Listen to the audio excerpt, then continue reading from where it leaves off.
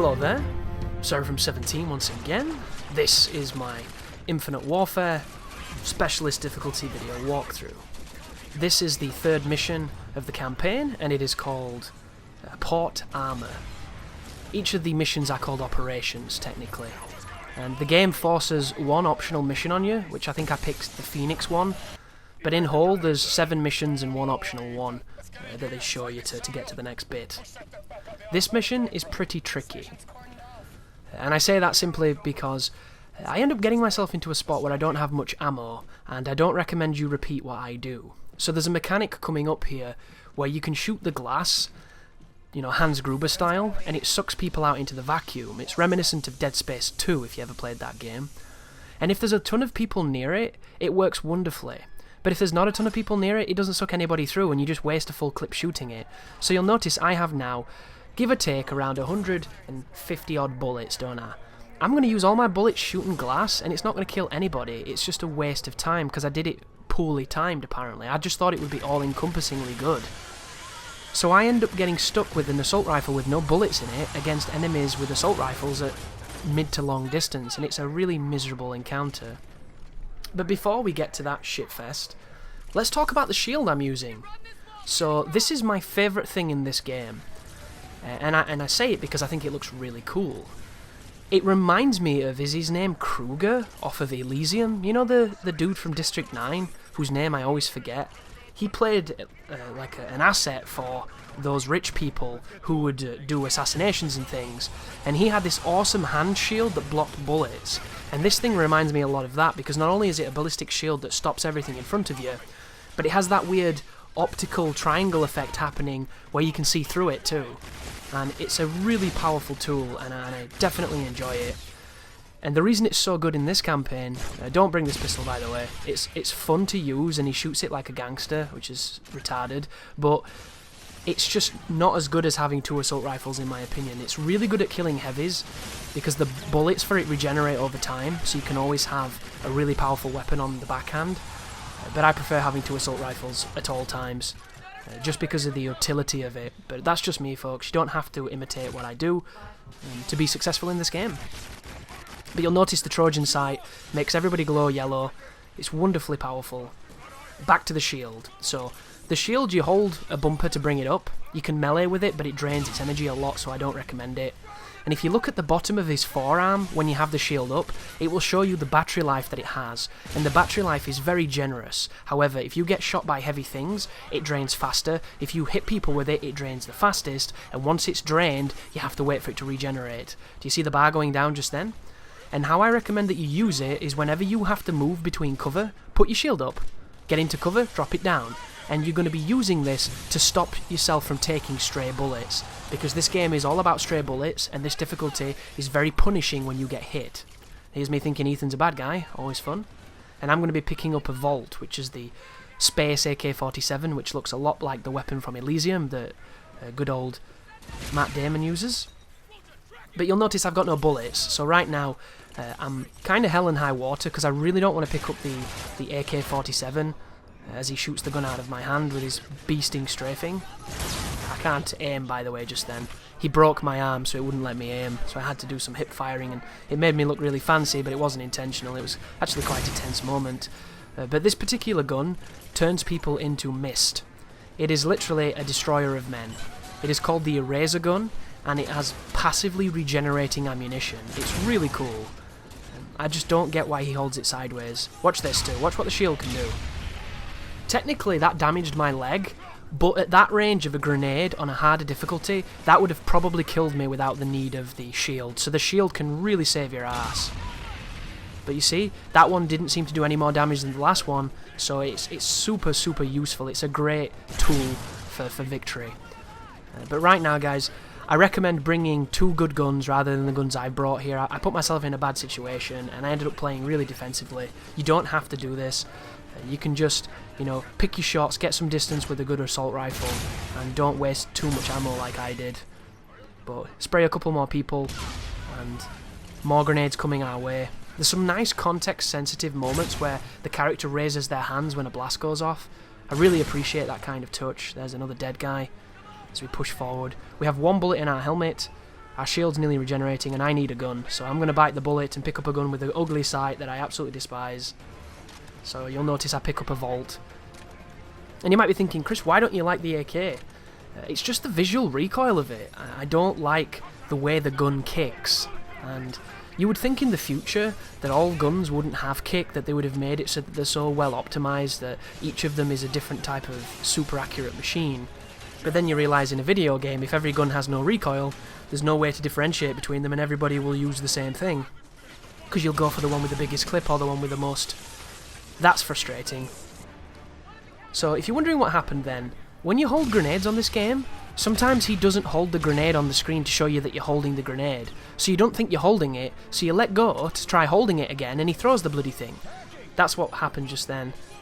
I don't know if it's something with the game or if there's something that I didn't see when I was playing, but it happens quite a lot. And it's not my favourite thing. Because I like a very deliberate, I'm holding a grenade now. There's no, subtle dynamic bullshit happening here. You're holding a grenade, very binary. Before we didn't have a grenade, now we do. Thank you, please. But this is me hacking into the robots and using this from a distance. Because there is a few robots on this sequence, it's a really good opportunity to use it. This particular drone has a shotgun, and it's awkward to get up to these people on the balcony, so kill who you can, and then detonate next to people if you can. But for the most, you don't generally get long in this before the signal starts to fail, or before you have to self-destruct, which is a little bit limiting, but it's overpowered as hell, so I understand why they've done it. And then once you've done all those, put your shield back on, because the shield is amazing. But now we have the space vector, which, if you feather the trigger, the recoil isn't too bad on this. It's a pretty consistent space. Watch this, by the way. See this robot? This is what I mean by weird spawns. So I killed a robot over there, and then I'm continuing onwards, shooting a few people. Everything's fun. Call of Duty. Technically he's not dead. Did he die then? He's definitely dead now. No hit markers makes it tricky to know if you've killed people. So just shooting people, doing my thing. Shoot a few more people. All's good in life. Video games, gotta love them. Is it gonna happen? Look at it, it's not happening now I've mentioned it. So I think if I go behind cover for long enough and come back out, another one will spawn. But it's not happening now, so I'm looking like a liar, which is always fun to have. Oh, there it was. So I don't know if that's the same guy repeating his spawn cycle, or if that's just a robot in the other room that's gradually made his way around and come through that doorway. Because this is going to happen 5 or 6 times, and when something happens deliberately that many times, it feels like the spawns are weird. But I didn't have too many issues with the spawns in the game, unlike Black Ops 3, where Black Ops 3 literally had infinite spawns at times, unless you pushed forward, and then people would spawn behind you, which was terrifying. But there's another one, so that's what, 3 robots from one doorway. I'm like, okay, maybe it's just a busy doorway. So I'm popping a few people over there, killing handful of dudes, and I come back over here, shield up as I push forward, look around, that's a door, that's a window going through, and another robot. So I don't know where these dudes are coming from, and I don't know why they're so persistent, but it makes you nervous to move forward when they come so frequently. And the checkpoint on this fight's terrible as well. You have to do the entire room again, and it's quite a long room as well. Which brings me to a topic I should discuss. The checkpoints on this game blow hot and cold. There are times when you can do 30 seconds worth of gameplay and you'll have another checkpoint where you weren't even fighting. And this will happen frequently, for no real reason. That's another robot spawning, by the way. And then there are other times when you will do 3 massive rooms full of hundreds of people, and you've got to do it all again. And there doesn't seem to be any kind of rhyme or reason to it. There are moments where you think there's going to be an awful checkpoint, and the checkpoint's really graceful, and then there are other rooms where it looks like it should be simple to checkpoint it, and you didn't get one for the last 20 minutes. So I think it's just Call of Duty being Call of Duty, because if you remember good old days, there were those moments where you didn't get a checkpoint, you're like, what the fuck's going on? And then you had another attempt and you magically got a checkpoint. So I have no idea why they haven't standardized how their game works, because as it stands, you can get checkpoints when you're running around after a battle looking for ammunition. So it makes me think it's a little bit similar to how, say, Halo 3 worked, where there were certain triggers in levels that once you crossed that zone, it gave you a checkpoint. And if you looped around and crossed that zone again, it gave you another. So I don't like that kind of checkpointing at all, because it can put you in some weird places. But you see what I mean? Another fucking robot. There's a million robots coming out of that door. It's like the door of all the robots. It's the Narnia for synthetics. But I'm out of bullets, so we pop another gun on here. That one's got 124 bullets in. I'm going to be pushing forward because at the moment the spawn's pissing me off and I want to trigger some kind of scripting to make it stop. As I fail the wall run, because I hate it so very fervently. And then I do the double jump back up here. So that is a bad person in front of me. When you're holding the shield, look at that, I got fucked. The dude knocked me to my ass because he hit me in the leg. Which, how did he do that? I was lighting him up with an AK and he just destroyed me. But when you have the shield, if you hold the right trigger while the shield is up, you will blind fire. And the blind fire is surprisingly active. You know, it's got some really, really good hitboxes on it. It seems quite clustered together regardless of the gun you use. So I would recommend that you blind fire to stun an opponent and then ADS and finish him off. Because it's really powerful. But I have 7 bullets in the eraser gun. So I'm going to be using it on the enemy that they introduce in this level. Who is probably my favourite enemy in the game. So when this guy turned up for the first time, I really enjoyed the idea of him. He is just a large robot who has ballistic shields and a machine gun. And he will block 2 different places at the same time and then shoot around his shields. And you have to get into a position where you can get past his shields to kill him. And if you can flank him and hit him with the gun that I'm going to use, the eraser, he goes down wicked fast, which is really fun. And he's super balanced. Because if you throw a shot grenade at him, it stuns him with his arms open, and then you can shoot him with whatever weapon you've got, and kill him. You know, he kills you really fast, but you can kill him really fast, and I love that kind of balance. I think it's very clever. So, GG, Infinity Ward and all the 25 studios that were in those ridiculously long, unskippable credits. But push forward tentatively here, because this is where that robot's going to spawn, but when you come in this room, there will always be guys that rush you. It is a shotgun robot too, so be very careful of his shotgun. But look how powerful this shield is. It is wonderful. As I lean around here trying to find my target, and he's already dead. So, there is a robot exploding over on the right-hand side. You can hear the triggering of the beeps, and now we're going to push forward and hopefully get a checkpoint. This is just a way that goes back onto the balcony, and you can do some wall running across the that wonderful glowing sign to my right. How many helmets have we got? I can't see. I think we're out of helmets, or I might have dropped my helmets, which is really dumb to do, but you see what I mean? Hip fire is really good. It works wonderfully too. There's the refill. But we've got 4 stims, so I'm not too scared. 2 hits on the face, 4 stims, and as we push forward towards this door, we're going to trigger another spawn. That guy lit me up. Die, bitch! Jesus! Still alive. And he broke my helmet.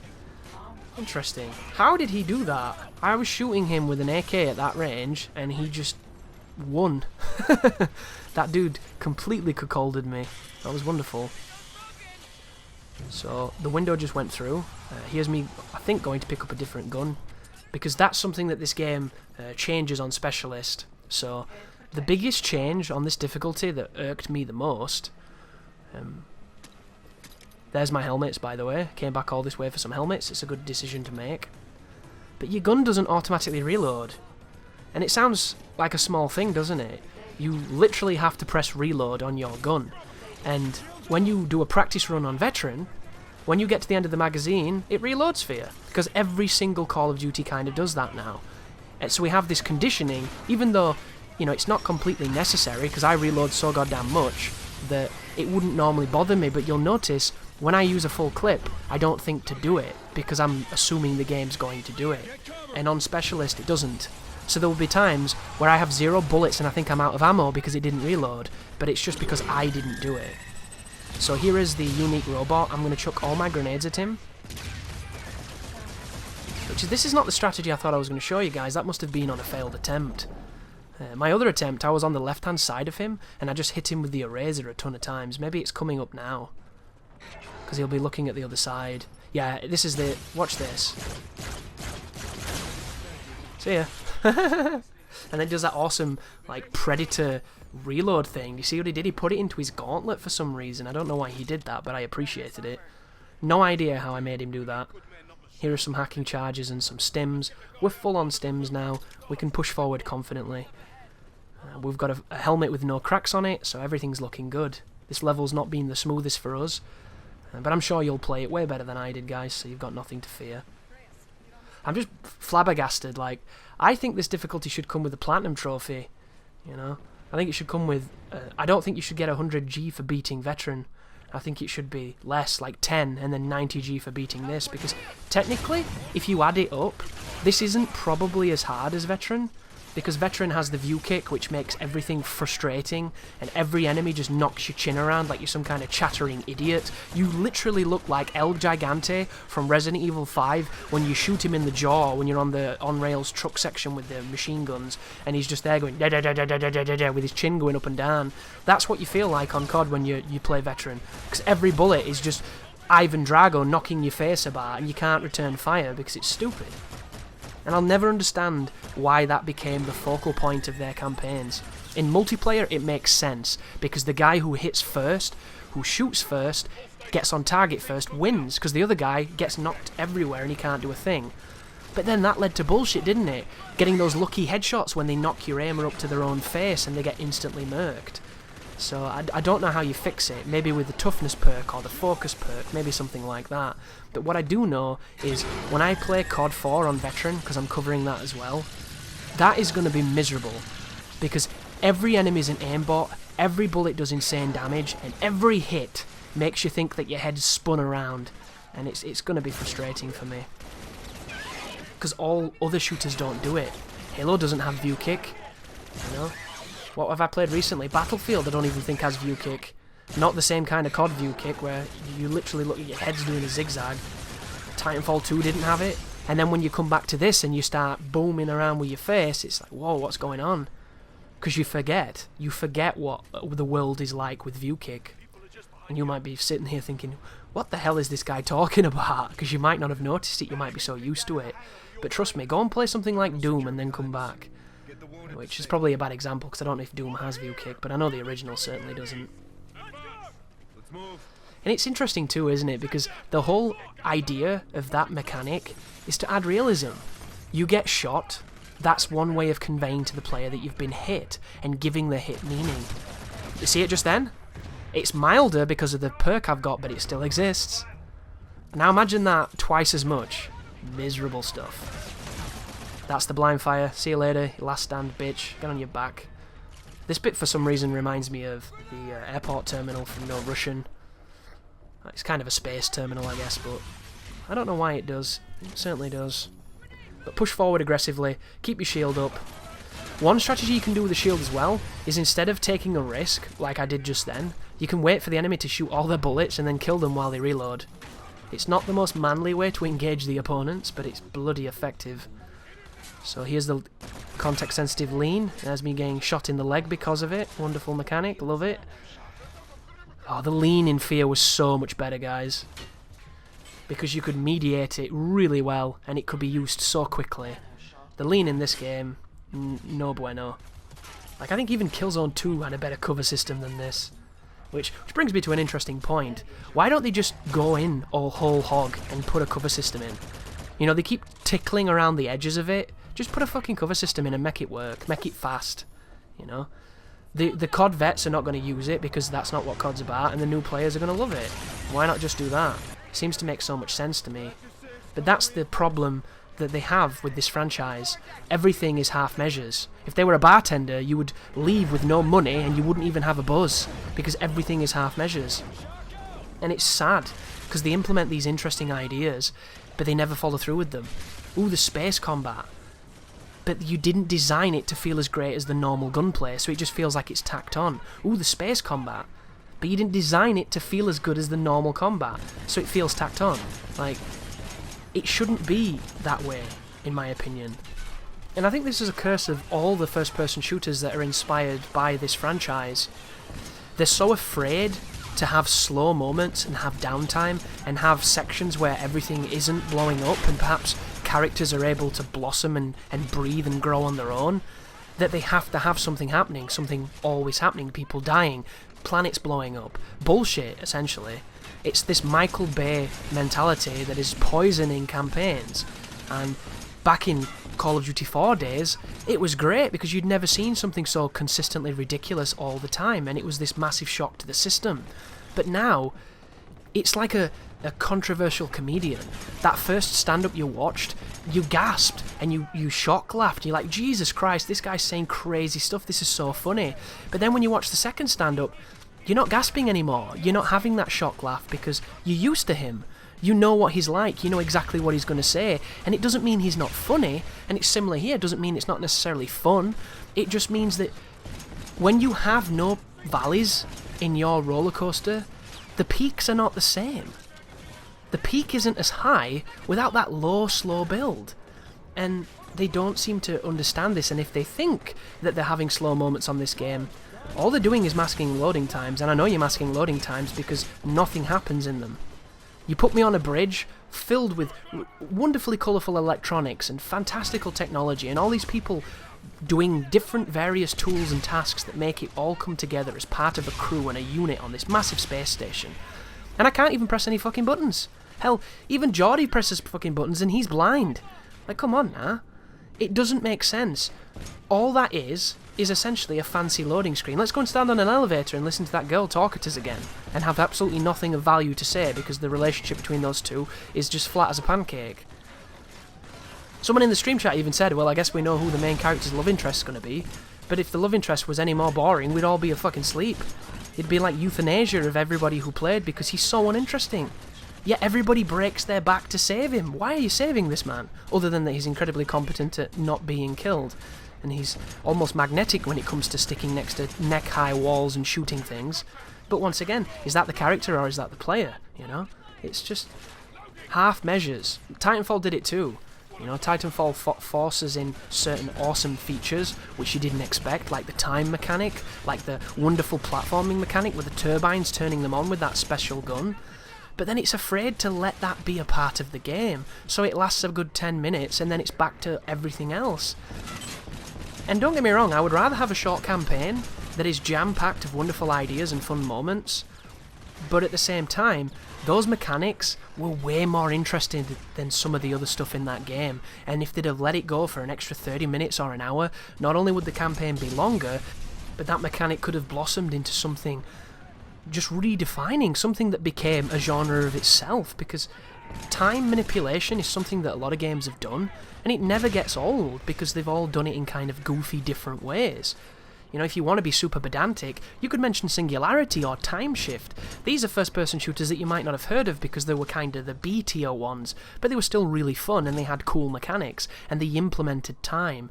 And first-person shooters, we've done so many things in them these days, we've been in almost every setting you can imagine, but the gameplay itself is so similar all the time that it doesn't really feel like a different kind of game. So you feel like you've kind of played all of them, and they didn't used to be that way. Which is why I would love them to go whole hog on something, but they're so afraid that whatever they decide to focus on people won't like, which is hilarious, because just because somebody doesn't like it doesn't mean that a bunch of other people might love it. Look at the flying in this game. They've kind of committed to the flying, but then you realise there's not that much of it, it's really simple, and they didn't really develop much of it. I personally think flying the jet in like the last game or the game before it was more interesting than the flying in this game. You know, the chopper section in Black Ops 1 was more fun for me than the flying in this game. And how old is that fucking game? You know? And it's not because of the Creedence Clearwater revival, even though that is glorious. It's just, does it feel fun? You know, that's my foundation as we push up here, and this is another moment where you're going to see me shoot a lot of people that seem to just keep on respawning like it's Call of Duty 3 all over again. Thank you, Treyarch, for your gift of such a fantastic Call of Duty. But half measures frustrate me. They frustrate me in almost every game I play, which is why I'm really happy when I see a game commit to what it is. Like, you know Talos Principle? That game 100% committed to just being puzzles. It could have gone violent because it came from the people who made Serious Sam, so they had this expectation and this reputation for violent shooters that are crazy and hectic and twitchy, but they just focused on the puzzles and let the narrative tell its story. And that game was great.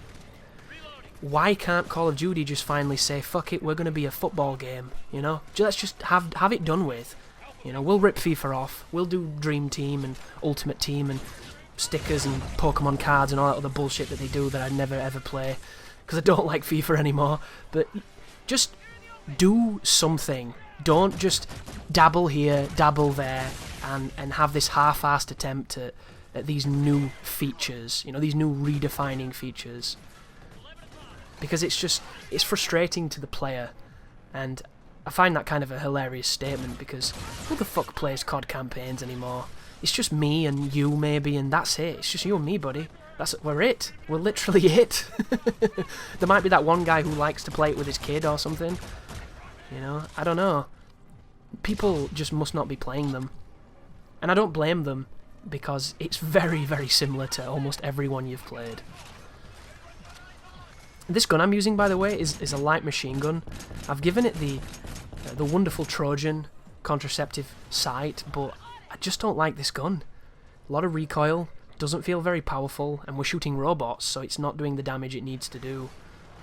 But this sequence that we're in at the moment, once I jump across this other side, once the spawn calms down, because it's been kind of hectic, once you drop into that room that those robots are guarding, it's the end of the mission pretty much. So if you boost over here, do some wall jumping and fancy movement that's not fancy at all, you can drop a couple of shot grenades into this area. There goes my helmet. There's the fresh helmet being popped on. There's the grenade warning. And I find that interesting too. He's jumping up. See you later, friend. Did you see when I threw that grenade? It gives you a user interface situational report. Shows you when people are injured, shows you when people are dead. Why? Why doesn't it do that when you shoot them? Why is that so different? What is it that we're picking up that's different to a normal kill? Because if that was the case at all times, I think it would be interesting.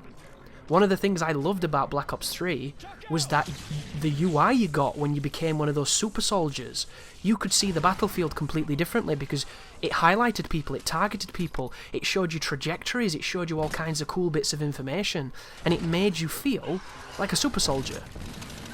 Whereas in this game, you're just this walking tank man death machine murdering everything in sight, but you can barely see what you're trying to murder, so half the time it's Ethan's back or it's Salt's ponytail, which just leads to unfortunate fails, and I'm pretty sure the quotes nowadays on those fail screens aren't even actual quotes.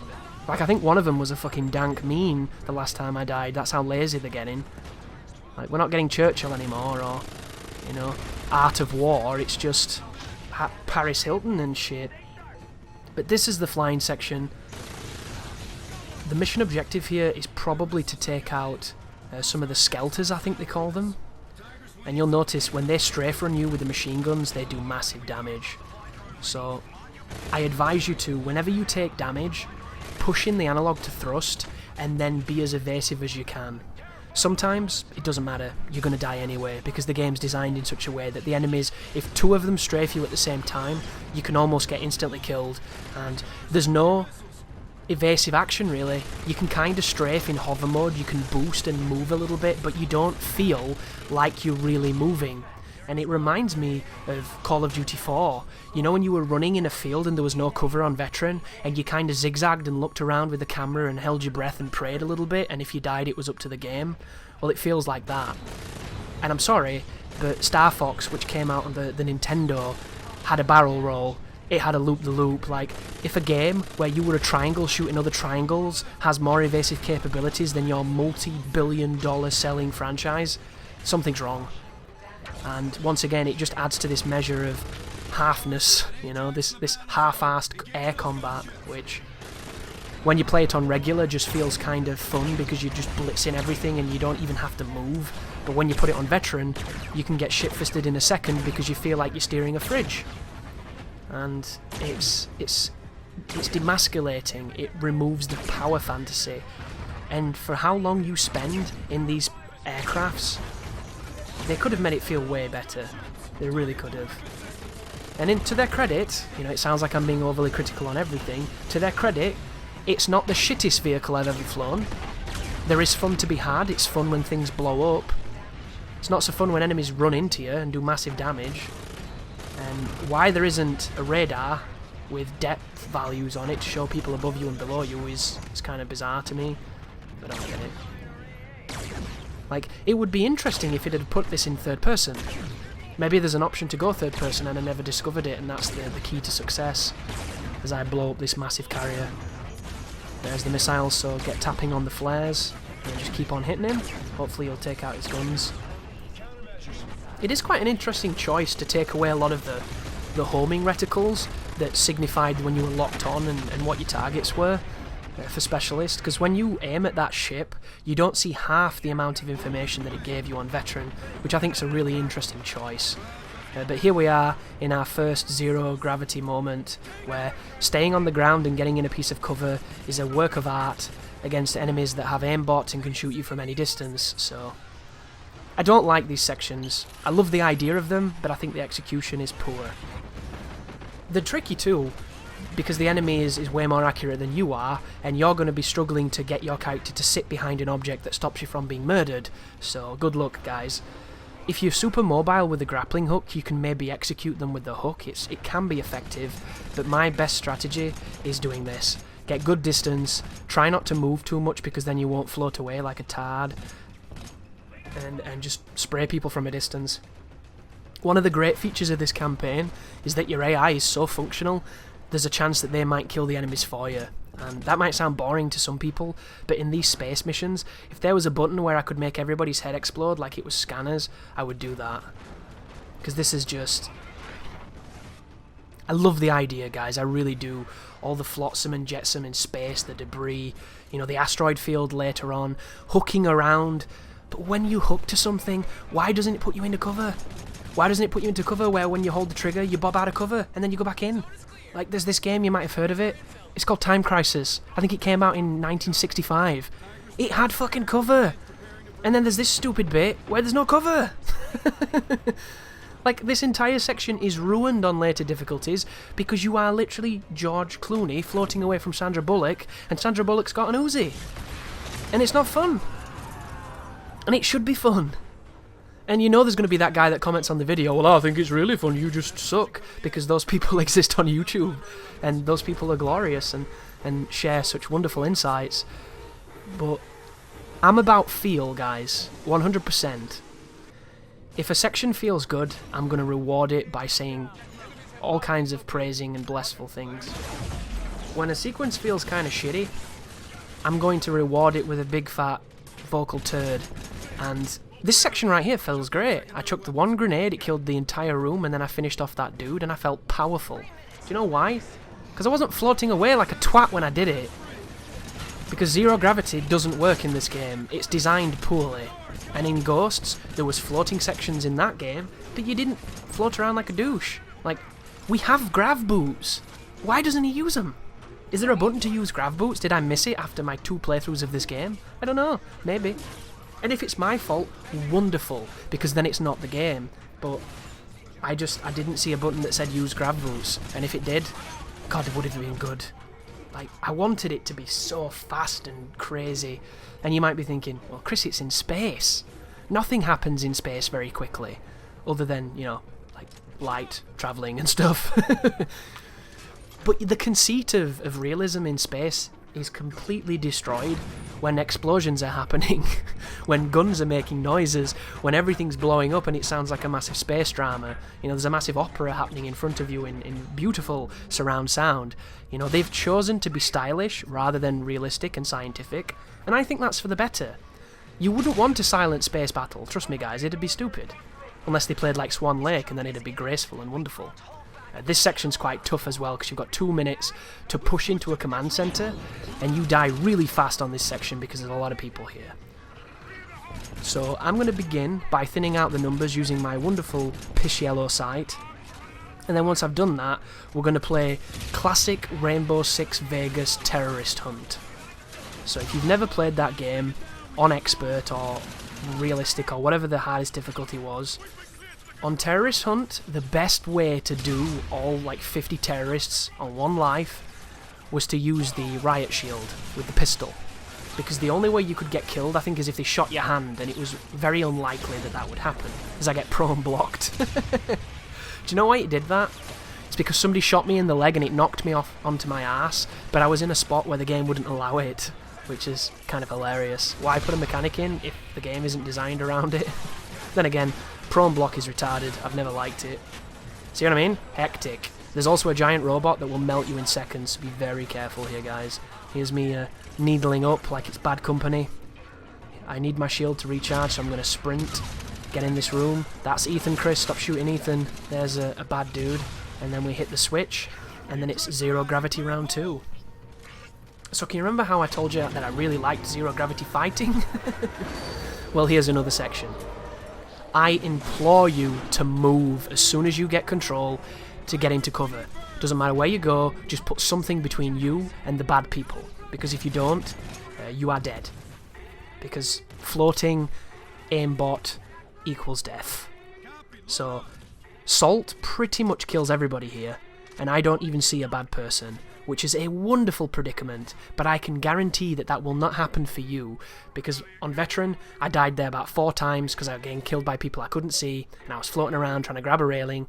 I felt like Arnie, you know, in Total Recall when he's the 2 weeks woman, and he's holding onto the railing when it's trying to suck him out. I was like that, only full of holes. I don't like it. I really don't like it. But if your team performs like my team did, you'll have no issue. It's an interesting question though, isn't it? How do you do 0G and make it fun? And I think the answer is you make it fast. You make it fast, you make the cover dynamic and functional. You don't have it floating around like a tit. This is not Final Fantasy VIII, we don't need that. But thank you all for watching, guys, and as always, you take care now.